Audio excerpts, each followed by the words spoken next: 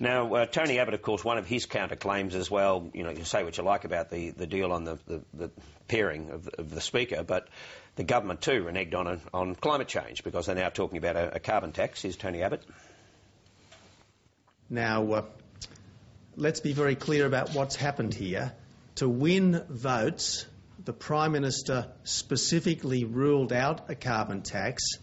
To form a government with the Greens' support, the Prime Minister has specifically ruled in a carbon tax. And what that means is that this government is essentially based on a lie. Now, is that going to stick, or will the conversation move on a bit? Well, it's true that she did rule out a carbon tax and she's flip-flopped, and, you know, she should be pinged for that just like anyone else should be pinged for flip-flopping.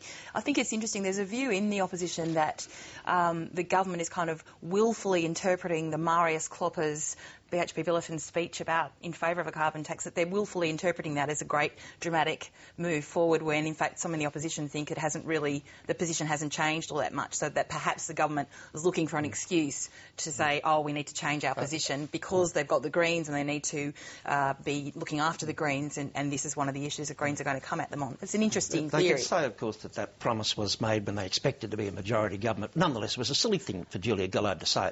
But what she should have done is explain to people that there's almost no difference in terms of the budget between putting a direct tax on and putting a price through it through an elaborate and complicated trading scheme.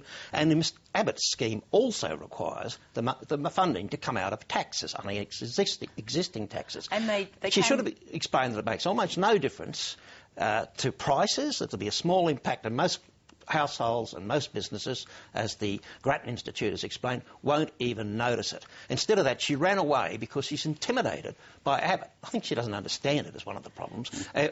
Talk about great big taxes, etc. She can point to the incoming Treasury brief too, which suggests, the brief that was released the other day, that suggests that the direct action proposals are not going to do enough to abate climate change, and that they are going to have to take a further step like a carbon tax. And a carbon tax isn't going to do as much as an emissions trading scheme would do either, but they can argue if indeed they want to, that the Treasury's behind them on that. I don't believe that's correct. I think there's the carbon tax can do everything that an ETS can do, and it's simpler and more direct and more efficient. And it provides more certainty for business. Exactly. Yeah. And the other argument that Greg Combate puts, of course, is that they're just facing the reality that they're a minority government. They don't control the numbers. Here he is.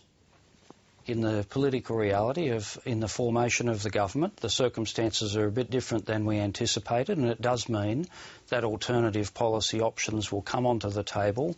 We will be looking at the various options for, the development of a carbon price, as I said, and we'll thoroughly subject them to proper evaluation.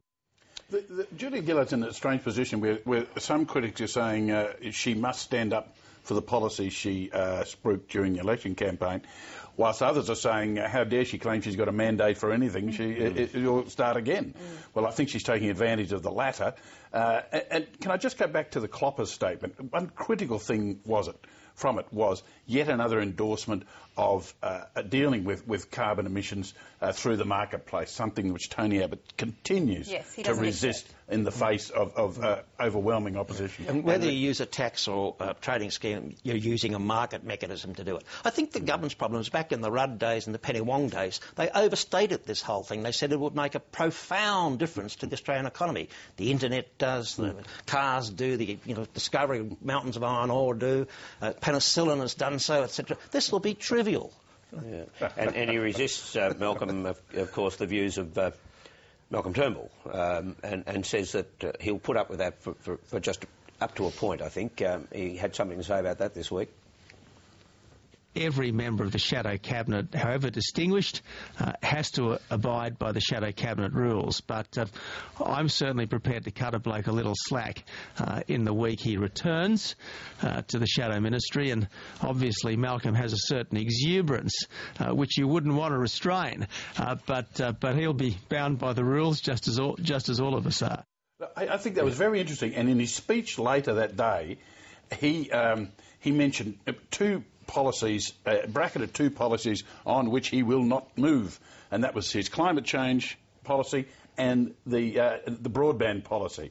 And he wasn't going to budge from an inch on any of those. Coincidentally, they're the two areas where Malcolm Turnbull has a primary voice or a significant voice. And I think it was a follow-up to that as a warning to Turnbull.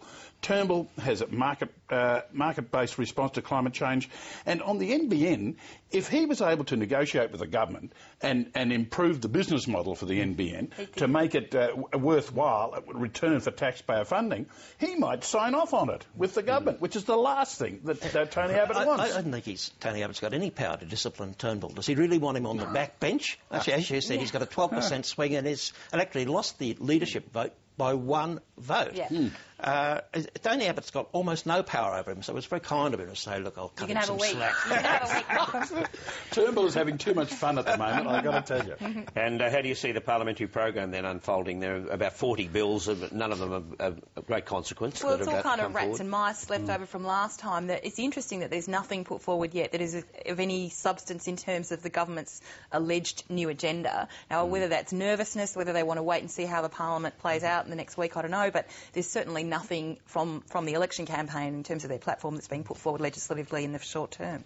And then there are complications, of course, with the euthanasia debate now will come up, courtesy of the Greens, and then Tony Abbott will push the Wild Rivers legislation and try and divide the Labor Party Queensland with the rest of the country. Well, that's the risk they run now if they don't have stuff to fill what Julie Bishop referred to as a policy vacuum, that the independents and the minor parties will come forward with their own legislation emboldened by the agreement that they have got from government and opposition that they're allowed to have a greater voice now. There are areas where the coalition can talk with the Greens and get an outcome against Labor. Absolutely, they've got to realise this. And Bob Brown is quite upfront about this. He'd like to talk to...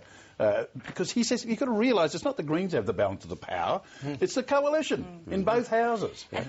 If you were smart, if you were being Tony Abbott and being smart, you'd be looking for some kind of legislation that was going to be just impossible to refuse from mental health. Either the Greens or from those independents. Absolutely impossible to reject and force them to vote with the coalition and do that over and over and over. Yeah. But if they try and improve mental health, that takes money.